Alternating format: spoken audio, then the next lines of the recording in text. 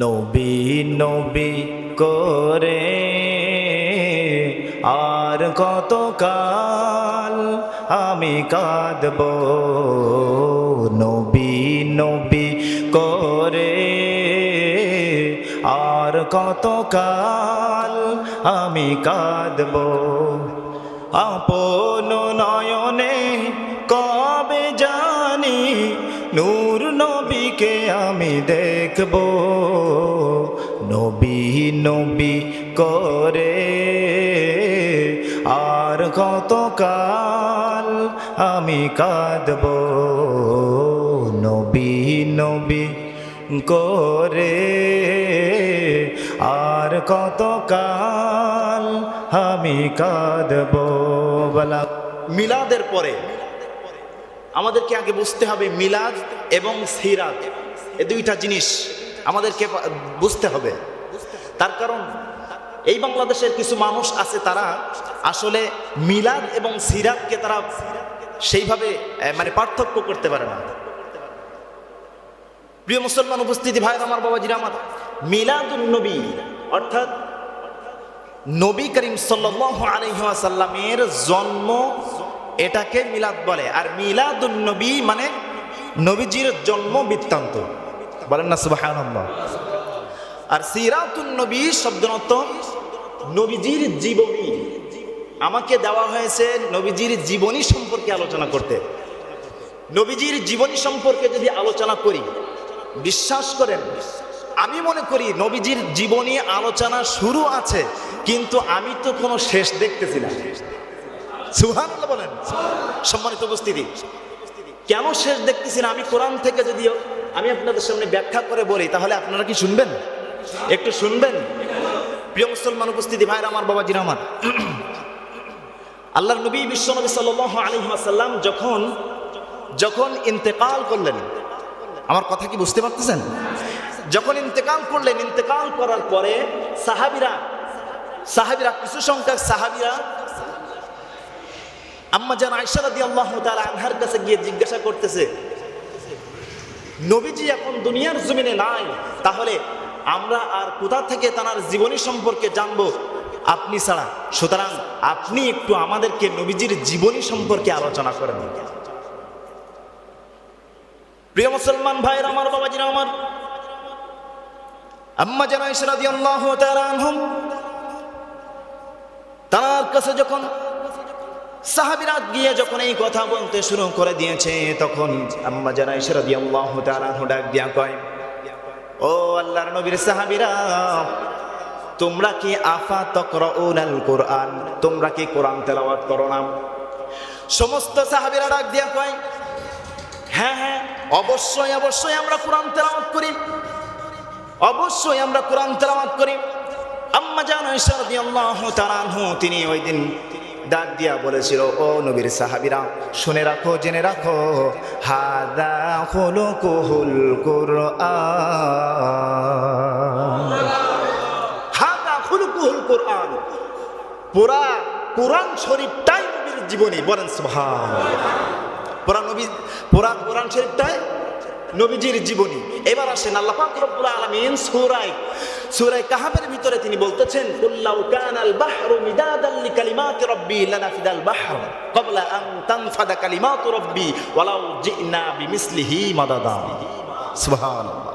আল্লাহ পাক রব্বুল আলামিন তিনি বলতেছেন, ও দুনিয়ার মানুষেরা, শুনে রাখো, জেনে রাখো, আমার কোরআন তোমরা যদি লিখতে শুরু করো, এই পৃথিবীর সমস্ত গাছগুলো যদি তোমরা কলম করো, আর সমস্ত পাতাগুলো এবং জমিনটা যদি তোমরা খাতা স্বরূপ তোমরা যদি বিছায় দেওয়ার ওইখানে যদি লিখতে শুরু করো, পৃথিবীর শুরু থেকে তোমরা লিখতে শুরু করবা, আর শেষ হয়ে যাবে, কিন্তু আমার কোরআনের বর্ণনা তোমরা লিখে শেষ করতে পারবা। সুবহানাল্লাহ। তাহলে বলেন, আল্লাহ পাক রব্বুল আলামিন কোরআনের ভিতরে বলতেছেন যে আমার কোরআন লিখে তোমরা শেষ করতে পারবা না, ব্যাখ্যা করে তোমরা শেষ করতে পারবা না। তাহলে নবীজির আম্মা জান আয়েশা রাদিয়াল্লাহু তাআলা আনহা তিনি বলেছেন, হাযা খুলুকুল কুরআন, পুরা কোরআনটাই নবীজির জীবনী। সুবহানাল্লাহ। তাহলে নবীজির জীবনী শুরু আছে, শেষ আছে? বলেন, শেষ পাওয়া যাবে না। সুতরাং আমরা আলোচনা করব আজকে যতটুকু আলোচনা করব নবীজির জীবনী থেকে যতটুকু আলোচনা করব আমরা ওইখান থেকে একটা শিক্ষা আপনাদের সামনে উপস্থাপন করব ইনশাআল্লাহ। তাহলে আমরা যখন আলোচনা শুনব, শোনার দুইটা কর্মসূচি আছে, এই দুইটা কর্মসূচি আমাদের পালন করার দরকার আছে না নাই? একটু জোরে বলুন, আছে না নাই? এক নম্বর কর্মসূচি আল্লাহ পাক রব্বুল আলামিন বলতেছেন, ওয়াইযা কুরিয়াল কুরআনু ফাসতামিউ লাহু ওয়া আনসিতু লাআল্লাকুম তুরহামুন।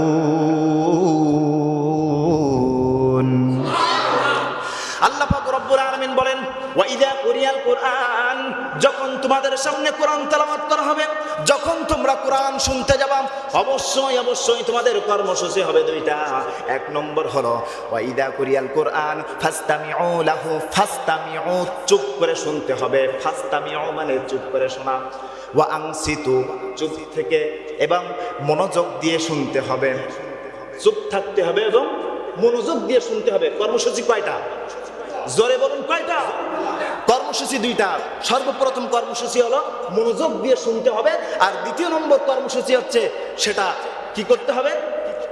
মনোযোগ দিয়ে শুনতে হবে এবং আমাদেরকে ওয়ানসিতু লাআল্লাকুম তুরহামুন, মনোযোগ দিয়ে শুনতে হবে এবং বুঝতে হবে।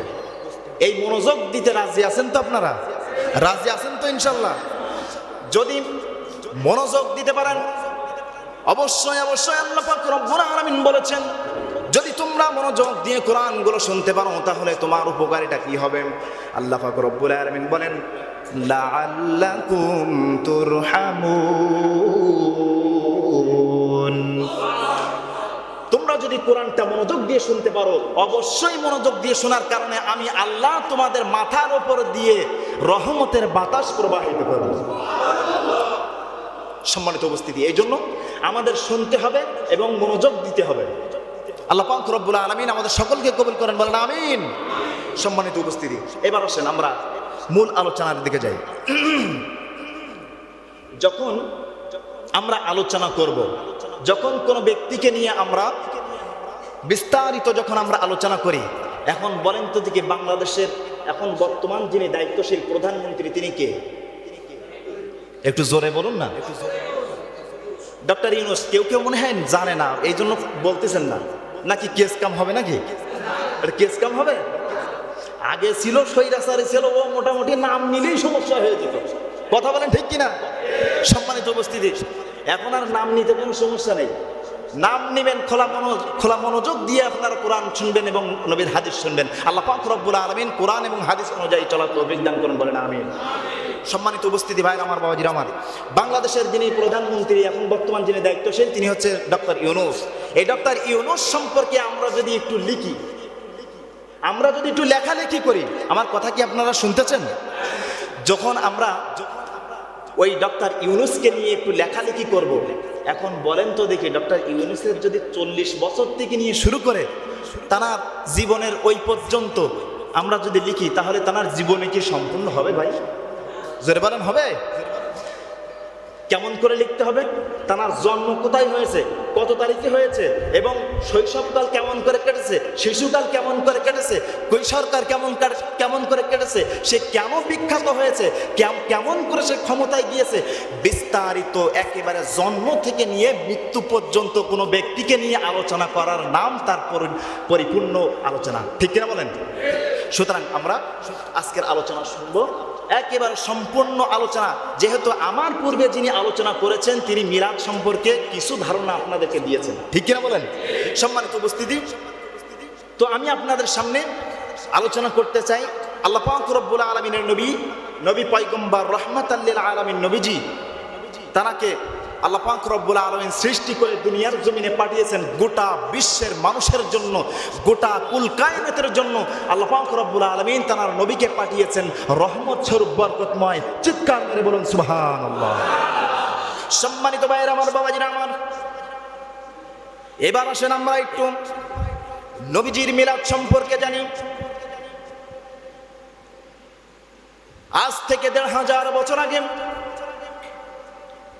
বাংলাদেশ থেকে প্রায় ৪৫০০ কিলোমিটার পশ্চিমে, এরপরে হজরতে আদম আলাইহিস সালাতু ওয়াস সালামের জন্মের ৯৬১৩ বছর পরে, এরপরে হজরতে নূহ আলাইহিস সালাতু ওয়াস সালামের মহাপ্লাবনের ৬১১৩ বছর পরে, এরপরে হজরতে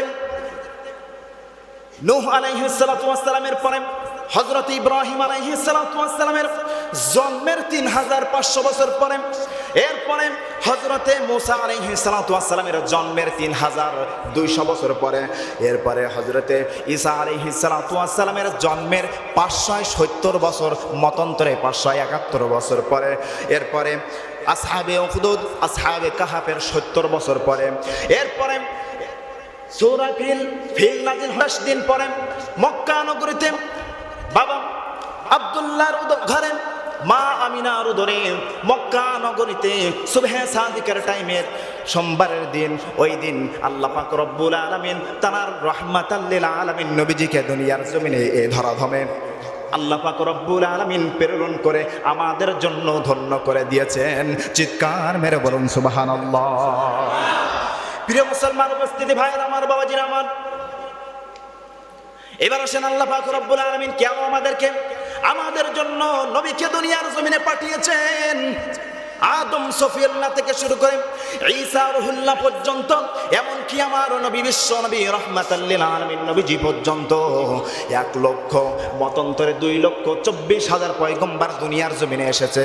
সমস্ত পয়গম্বর দুনিয়ার জমিনে আসার পরে সকলের মুখের ভিতরে একটা উচ্চারণ ছিল, সেই কথাটা হলো উবুদুল্লাহ ওয়ালা তুশরিকু বিহি শাইআ। চিৎকার মেরে বলুন সুবহানাল্লাহ। নবীজি গোটা পৃথিবীর ভিতরে ১ লক্ষ মতান্তরে ২,২৪,০০০ পয়গম্বর দুনিয়ার জমিনে এসেছেন। প্রত্যেকটা পয়গম্বর দুনিয়ার জমিনে আসার পরে তারা সকলেই কিন্তু একটা বাক্য তারা উচ্চারণ করেছেন, উবুদুল্লাহ ওয়ালা তুশরিকু বিহি শাইআ। এরপরে বলেছেন আমাদের পরে আখিরি জামানার পয়গম্বর হিসেবে একটা নবী দুনিয়ার জমিনে আসবে, নাম হবে আহমদ মুস্তাফা মুহাম্মাদুর রাসূলুল্লাহ সাল্লাল্লাহু আলাইহি ওয়াসাল্লাম। বলেন সুবহানাল্লাহ। আল্লাহ পাক রব্বুল আলামিন কোরআনুল কারীমের ২৮ নম্বর পারা সূরা সাফফাতের ৫ম নম্বর আয়াতের ভিতরে রব্বুল আলামিন তিনি বলেন, ওয়া ইযা ক্বিলা লাহুম ওয়া ইযা ক্বালা ঈসা ইবনু মারইয়াম ইয়া বানি ইসরাঈলা ইন্নী রাসূলুল্লাহি ইলাইকুম মুসাদ্দিকাল লিমা বাইনা ইয়াদাইয়া ওয়া বিইসাল মাসির। আল্লাহু আকবার। সবাই একটু জিকির করেন লা ইলাহা।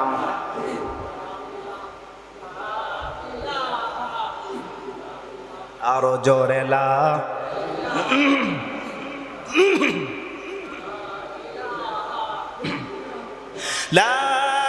ইলাহা ইল্লাল্লাহ মুহাম্মাদুর রাসূলুল্লাহ সাল্লাল্লাহু আলাইহি ওয়াসাল্লাম।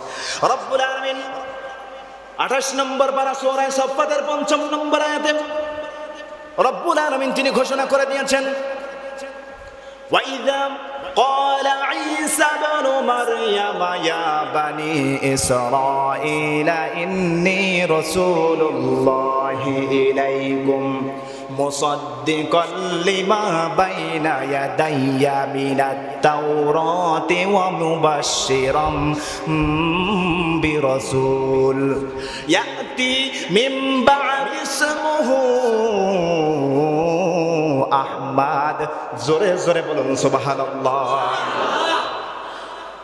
হযরত ঈসা আলাইহিস সালাতু ওয়াস সালাম দুনিয়ার জমিনে আসার পরে হযরত ঈসা আলাইহিস সালাতু ওয়াস সালাম তিনি বলেন, ও জগৎবাসীরা শুনে রাখো, জেনে রাখো, আমাকে আল্লাহ পাক রব্বুল আলামিন দুনিয়ার জমিনে তোমাদের জন্য পয়গম্বর হিসেবে দুনিয়ার জমিনে পাঠিয়েছেন। ও জগৎবাসীরা শুনে রাখো, জেনে রাখো, আমাকে আল্লাহ দুনিয়ার জমিনে পয়গম্বর করে পাঠিয়েছেন, ঠিক আছে, কিন্তু আমার পরে এমন একজন নবী আসবে বাদিসমুহু আহমদ, সেই নবীর নাম হবে আহমদ। চিৎকার মেরে বলুন সুবহানাল্লাহ। নাম হবে কি? জোরে বলুন কি হবে? আহমদ। আহমদ থেকে মুহাম্মদ। বলেন সুবহানাল্লাহ। এইভাবে গোটা পৃথিবীর বুকে যতগুলো পয়গম্বর দুনিয়ার জমিনে এসেছে, প্রত্যেকটা পয়গম্বর দুনিয়ার জমিনে জমিনে আসার পরে প্রত্যেকেই বলেছে আমাদের পরে এমন একজন পয়গম্বর দুনিয়ার জমিনে আসবে, নাম হবে মুহাম্মদ, নাম হবে আহমদ। জোরে জোরে বলুন সুবহানাল্লাহ। সুতরাং আমরা দেখতে পেয়েছি, আমরা বুঝতে পেরেছি, আমরা এই যে মিলাদুন নবী অনুষ্ঠান, এটা আমরা আবিষ্কার করি নাই, এটা আল্লাহ পাক রব্বুল আলামিন আসমানের উপরে তিনি গোটা পৃথিবীর সৃষ্টির আগেই তিনি আল্লাহ পাক রব্বুল আলামিন মিলাদুন নবী অনুষ্ঠান পালন করেছেন। বলেন সুবহানাল্লাহ। সকল নবীর সেরা নবী মুহাম্মদ রাসূল, সকল নবীর সেরা নবী মুহাম্মদ রাসূল। সালাম সালাম হাজার সালাম, সালাম সালাম হাজার সালাম মদিনার বুলবুল, সকল নবীর সেরা নবী মুহাম্মদ রাসূল, সকল নবীর সেরা নবী মুহাম্মদ রাসূল। একটা জবান বন্ধ রাখবেন না, চিৎকার মেরে বলুন সুবহানাল্লাহ। প্রিয় মুসলমান উপস্থিতি ভাইয়ের আমার, বাবাজিরা আমার পূর্বে মওলানা আবু সাঈদ সাহেব তিনি যে আলোচনা করেছেন, আলোচনার পরের থেকে আমি যে শুরু করতেছি, একটু চিন্তা করে দেখুন, নবী করিম সাল্লাল্লাহু আলাইহি ওয়াসাল্লাম দুনিয়ার জমিনে আসার পরে একদিন, 2 দিন, 3 দিন, 5 দিন যেমন যাওয়ার পরে যখন 1 মাস 2 মাস করতে করতে তার বয়সটা হয়ে গিয়েছে 17 বছর, কোন কিতাবের ভেতরে এসেছে 20 বছর, কোন কিতাবের ভেতরে এসেছে 21 বছর। 20 বছর মতন করে 21 বছর বয়স যখন হলো, পয়গম্বর রাহমাতাল লিল আলামিন নবীজি এ দুনিয়ার জমিনে খুন খারাপি, রাহাজারি, চুরি ডাকাতি, জিনা বেবিচারি যখন আল্লাহ পাক রব্বুল আলামিনের সাথে নাফরমানি করতে শুরু করেছে গোটা পৃথিবীর মানুষগুলো, এই দৃশ্য যখন দেখেছে, দেখার পরে তিনি পাহাড়ের চূড়ায় গিয়ে তিনি আল্লাহর কাছে কান্নাকাটি শুরু করে দিয়েছে। আল্লাহ, তুমি আমাকে এমন একটা জগতে পাঠিয়েছো, এই জগতের ভিতরে শুধু গুনাহ আর গুনাহ ছাড়া আর কিছুই দেখতে পাচ্ছি না। এইভাবে যখন নবীজি আমার ডাক দিয়ে আল্লাহর কাছে যখন ফরিয়াদ করতে শুরু করে দিয়েছেন, এই ফরিয়াদ করার পরে আপনার আমার নবী রাহমাতাল লিল আলামিন নবীজি তখন তানার মাথার ভিতরে একটা ঘুরপাক খেলতেছে, বলতেছে কিছু একটা করা লাগবে। তার কারণে সমাজের ভিতরে চুরি ডাকাতি, জেনা বেবিচারি, খুন খারাপি, এরপরে কন্যা সন্তানকে কবরস্থ করা, এমনভাবে এই সমাজটাকে পৌঁছে গিয়েছে। এমন একটা সমাজের ভিতরে আল্লাহ আমাকে পাঠিয়ে দিয়েছে, সুতরাং আমাকে একটা কোনো কিছু করতে হবে। ওই সময় কিতাবের ভিতরে এসেছে মতান্তরে 20 বছর 21 বছর এই বয়সে হযরতে আপনার আমার নবী রাহমাতাল লিল আলামিন নবীজি তখন তিনি কিছু সংখ্যক মক্কার যুবকদেরকে নিয়ে একত্রিত করে ফেললাম। মক্কার কিছু যুবকদেরকে যখন নিয়ে একত্রিত করলো, ওই একত্রিত করার পরে একটা পরামর্শ করে বলতেছে, আমরা এই সমাজটাকে পরিবর্তন করার জন্য একটা সংগঠন তৈরি করব। কি তৈরি করবে ভাই? জোরে বলেন, কি তৈরি করবে? সংগঠন তৈরি করবে। সংগঠনটার নাম হচ্ছে তিরমিজি শরীফের বর্ণনায় এবং হাদিস শরীফের বিভিন্ন রিওয়ায়াতে আমি দেখেছি নবীজি যে সংগঠনটা তৈরি করতে চেয়েছিল, তৈরি করেছিল, সেই সংগঠনটার নাম হলো হিলফুল ফুজুল। বলেন সুবহানাল্লাহ। হিলফুল ফুজুল এই সংগঠন আমাদের সমাজে আছে না নাই? জোরে বলেন, আছে না নাই? আমি তো এই এলাকায় দেখিনি, তবে আশপাশের এলাকায়, বিভিন্ন এলাকায় আমি যখন আলোচনা করতে গিয়েছি, আমি উত্তরবঙ্গে বিভিন্ন জায়গায় আলোচনা করতে গিয়েছি, বিভিন্ন জায়গায় দেখেছি হিলফুল ফুজুল নামক একটা ইসলামিক সংগঠন আছে না নাই? জোরে বলেন, আছে না নাই? এই এলাকার যুবক ভাইদের আমি অনুরোধ করে বলবো, ভাই আপনারা মিলাদ মাহফিল, এরপরে বিভিন্নভাবে আপনারা ইসলামিক সংস্কৃতির দিকে আপনারা খুবই মনোযোগী আছেন, কিন্তু আপনাদের করজোর অনুরোধ করে পায়ে হাত রেখে বলে যাই, ও ভাই আপনারা একটা সংগঠন তৈরি করেন, যুব সংগঠনটার নাম দেন হিলফুল ফুজুল। সুবহানাল্লাহ বললেন না? এই সংগঠনটা তৈরি করার কারণ কি একটু শুনবেন। এই সংগঠন তৈরি করার কারণ কি? সংগঠনটা তৈরি করেছিল এই পৃথিবীর জমিনে সাধারণ কোনো মানুষ না, এই পৃথিবীর বুকে সংগঠন তৈরি করেছিল হিলফুল ফুজুল। আপনার আমার নবী রাহমাতাল লিল আলামিন নবীজি কলিজার নবী, যারাকে আমরা কলিজা দিয়ে ভালোবাসি। এই পৃথিবীর মুখে কোনো ব্যক্তি যদি আল্লাহর নবীকে নিয়ে কটূক্তি করার চেষ্টা করে, যদি গালিগালাজ করে, বাংলার জমিনের তাওহীদি জনতা বুকের ভিতরে ইমানি তেজস্বী রক্ত থাকা অবস্থায় বাংলার জমিন থেকে মুসলমানেরা উত্তাল কণ্ঠে তারা প্রতিবাদ করেছে। আর নবীজির ভালোবাসায় আল্লাহর নবীজির পক্ষ নিয়ে কালেম কুলাঙ্গারের বাচ্চাদের বিপক্ষে তারা স্লোগান দিতে শুরু করেছে। কথা বলেন ঠিক কিনা? সম্মানিত উপস্থিতি, ভাইয়ের আমার, বাবাজির আমার, এজন্য আমাদেরকে নবীজির ভালোবাসা অন্তরের ভিতরে রাখার দরকার আছে না নাই? জোরে বলেন আছে না নাই? এই জন্য নবীজি তিনি 20তম বছর বয়সে তিনি যে সংগঠনটা তৈরি করেছিল হিলফুল ফুজুল, আল্লাহর নবী রাহমাতাল লিল আলামিন নবীজি তিনি ডাক দিয়া কয়, ও ইহুদি ভাই,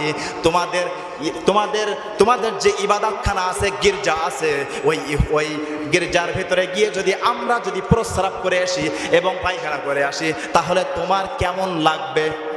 ওই ইহুদি ব্যক্তি বলতেছে, আমার শরীরের রক্তটা গরম হয়ে যাবে। বুঝতে পেরেছেন?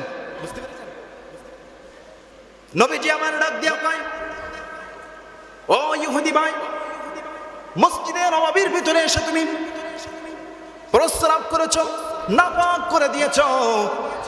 দেখো আমার সাহাবীরা রক্ত গরম হয়ে গিয়েছে, উঠে দাঁড়িয়ে গিয়েছে তোমাকে হত্যা করার জন্য। কিন্তু আমাদের ইসলাম এইরকম শিক্ষা দেয় না।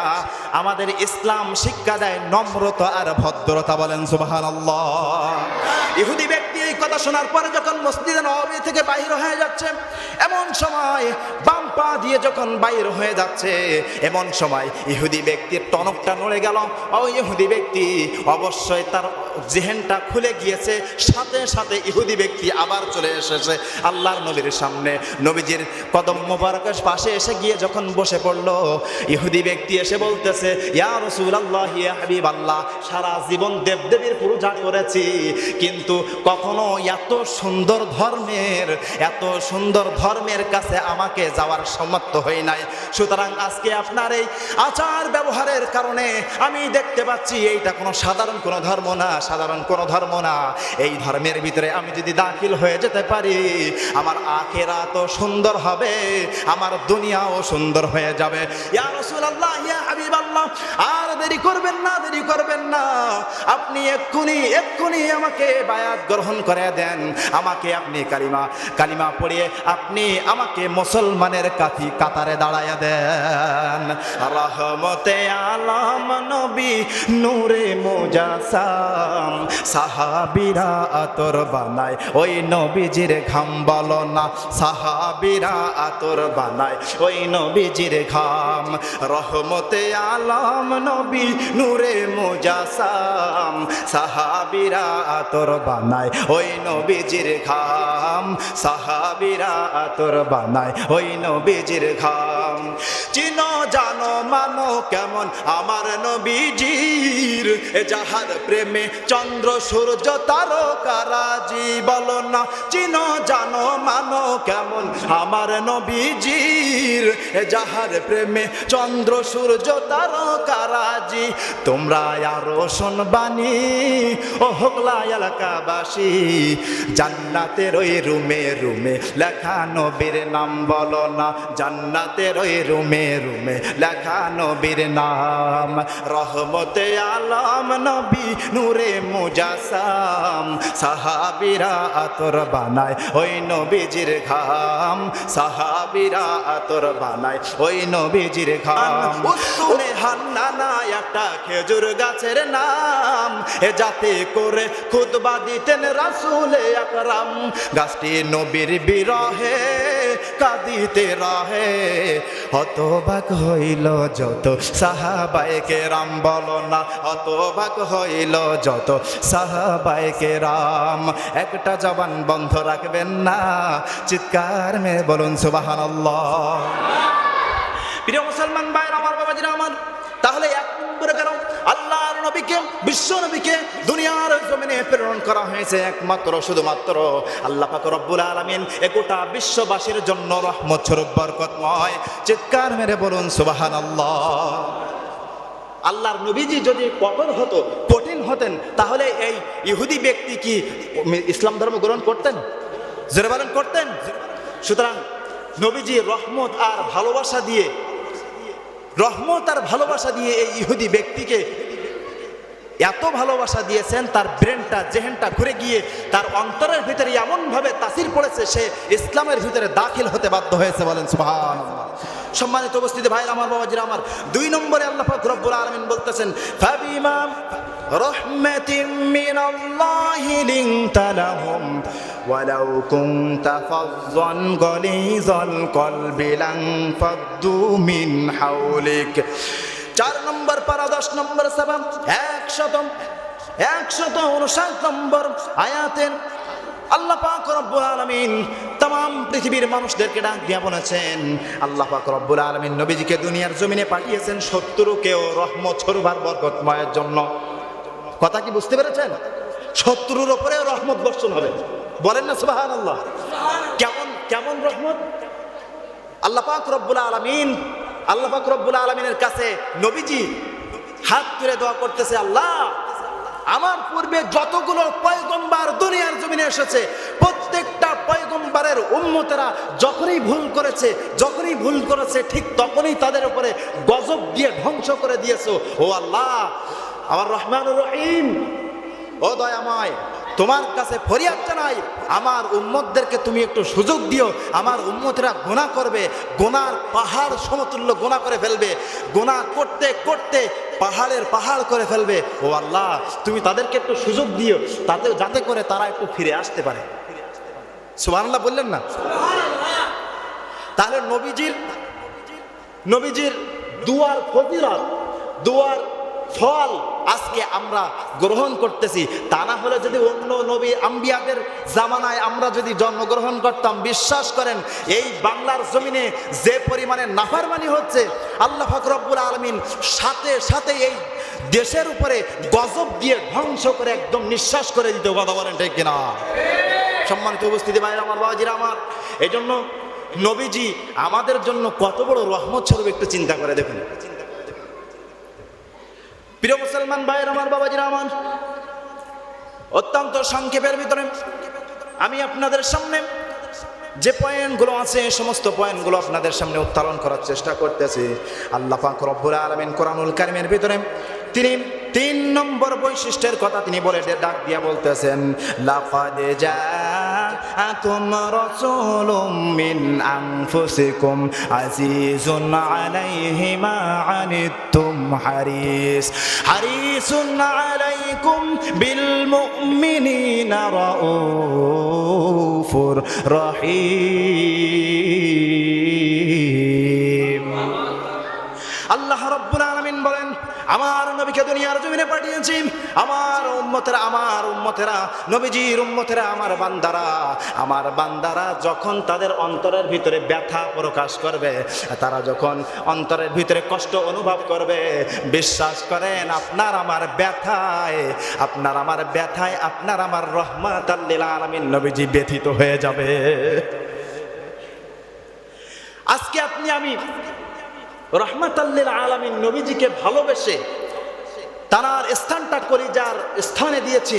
এই স্থানে দেওয়ার কারণে আমরা যে কষ্ট পাই, আমাদের উপরে নির্যাতন হয়, জুলুম হয়, আমাদের উপরে যে স্টিম রুলার চালানো হয়, আর এই সমাজের যে জালেমরা আছে, এই জালেমরা মুসলমানের উপরে যে আঘাত আনার চেষ্টা করতেছে, বিশ্বাস করেন আমাদের কষ্ট একমাত্র পৃথিবীর কেউ বুঝুক আর না বুঝুক, আপনার আমার নবী রহমাতাল লিল আলামিন নবীজি বোঝে। কথা বলেন ঠিক কিনা? সুতরাং আমাদের কষ্ট পৃথিবীর কেউই দেখুক আর না দেখুক, আমরা আল্লাহর নবী আমাদেরকে দেখে, এই আশা, এই ভালোবাসা, এই বিশ্বাস আমাদের ভিতরে আছে না নাই? জোরে বলেন, আছে না নাই?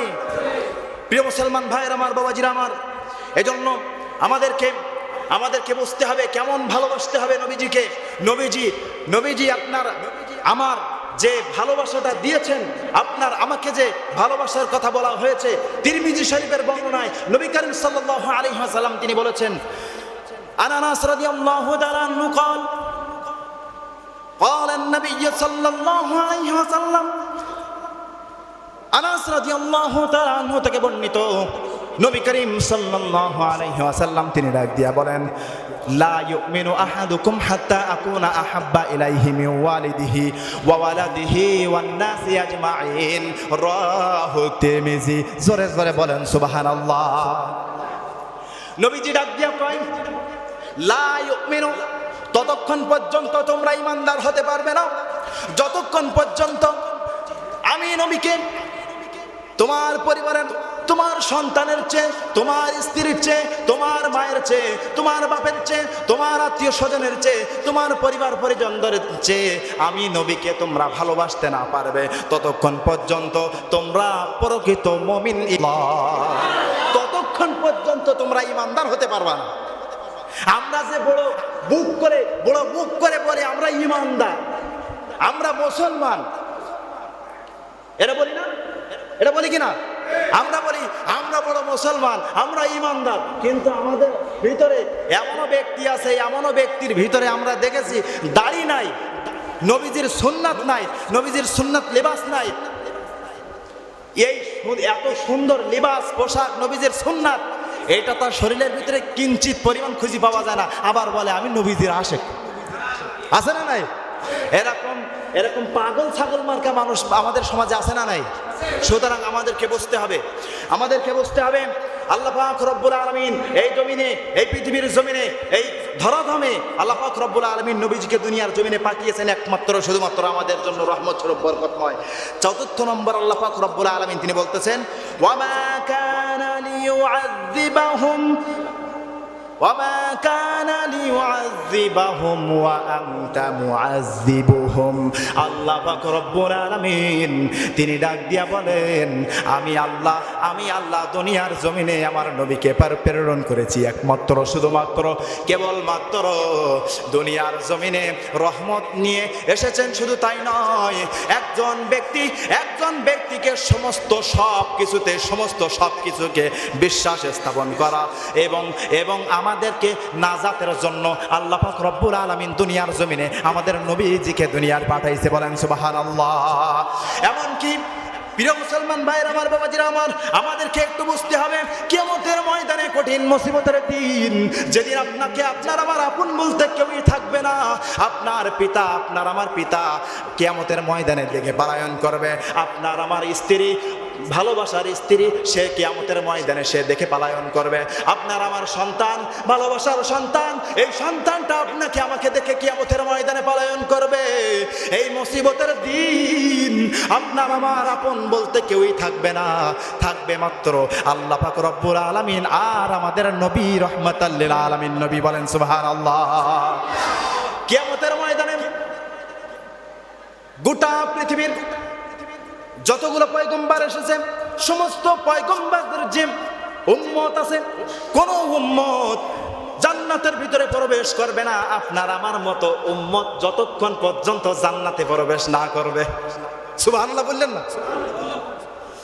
তাহলে আমার আপনার মতো দেখতে হয়তো বা টেরা বেকা সবদুল আব্দুল আছে না নাই, কিন্তু আপনার আমার ভিতরে যদি নবীজির ভালোবাসা থাকে, আপনার আমার ভিতরে যদি আল্লাহর প্রেম, আল্লাহর ভালোবাসা, নবীজির ভালোবাসা, নবীজির অনুগত্য এবং আল্লাহর অনুগত্য যদি আমার আপনার অন্তরের ভিতরে থাকে, ওয়াল্লাহি বিশ্বাস করেন আপনার আমার স্থানটা হবে জান্নাতের ভিতরে।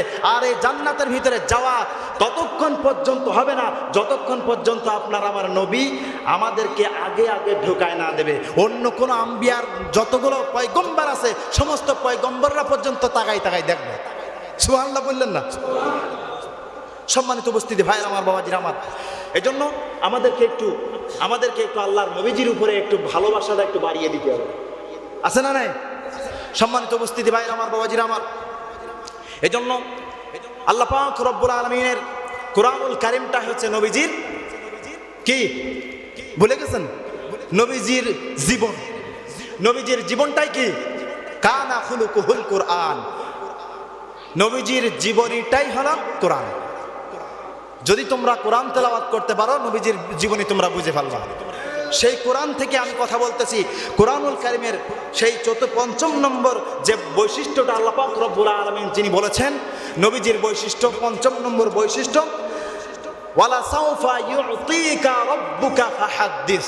৩০ নম্বর পারা সূরা দুহার ৭ নম্বর আয়াতে আল্লাহ পাক রব্বুল আলামিন তিনি বলতেছেন যে আল্লাহ পাক রব্বুল আলামিন বলতেছেন, আমি নবীজিকে দুনিয়ায় পাঠিয়েছি আমার নবীজির উম্মতদেরকে তিনি যেন সাফায়াত করে করে কিয়ামতের ময়দানে ধরে ধরে তিনি যেন জান্নাতের ভিতরে তার উম্মতদেরকে ঢুকাই দিতে পারে। এই আয়াতের ভিতরে আল্লাহ পাক রব্বুল আলামিন বলেছেন, ও নবী, আপনাকে আমি এমন একটা সময় এমন কিছু দান করব, এত কিছু দান করব, এত কিছু দেব, এত কিছু দেব, ও নবী আপনি আমার উপরে খুশি হয়ে যাবেন। আল্লাহর উপরে খুশি না বেজার? আল্লাহর উপরে খুশি না বেজার? খুশি না?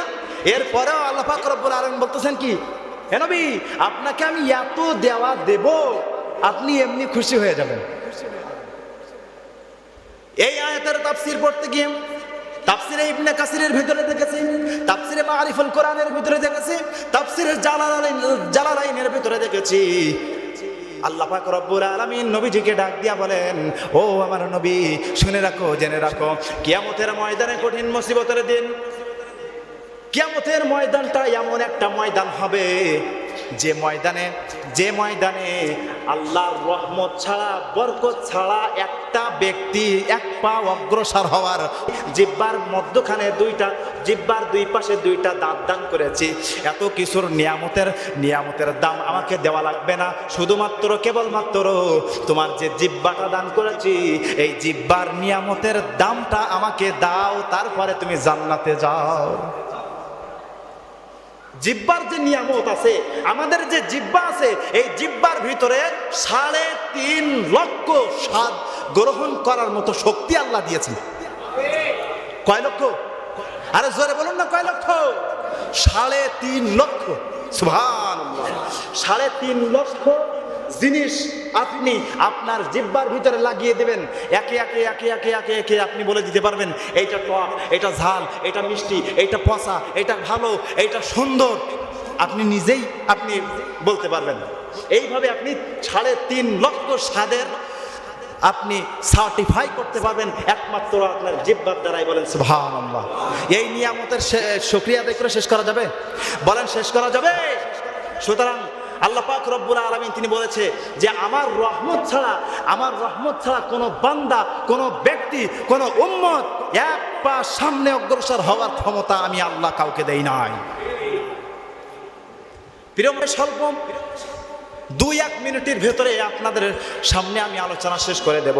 তার আগে আপনাদেরকে একটা কথা বলে দিতে চাই, তার কারণ এই সমাজটা আমরা যতক্ষণ পর্যন্ত পরিবর্তন করব না, ততক্ষণ পর্যন্ত কিন্তু আমাদের সমাজের ভিতরে কিন্তু এই খারাপ, এই নাফরমানি, এই চুরি, এই ডাকাতি, এই জেনা, এই বেবিচারি, এই হাউজি, এই লটারি সব কিছুই কিন্তু চালু থাকবে। কথা বলেন ঠিক কিনা?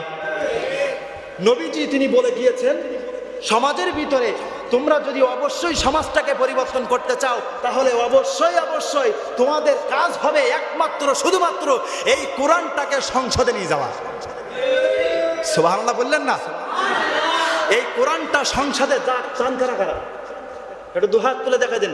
লিল্লাহে তাকবীর, লিল্লাহে তাকবীর। আল্লাহ আমাদের সকলকে কবুল করেন, বলেন আমিন।